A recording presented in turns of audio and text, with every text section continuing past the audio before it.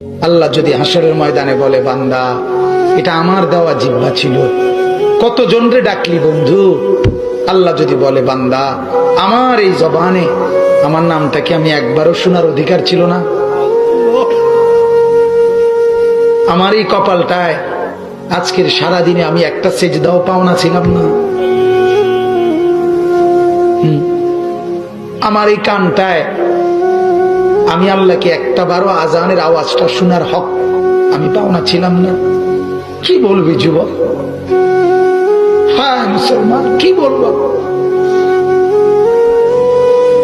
বলো না বাপ, কি বলবো?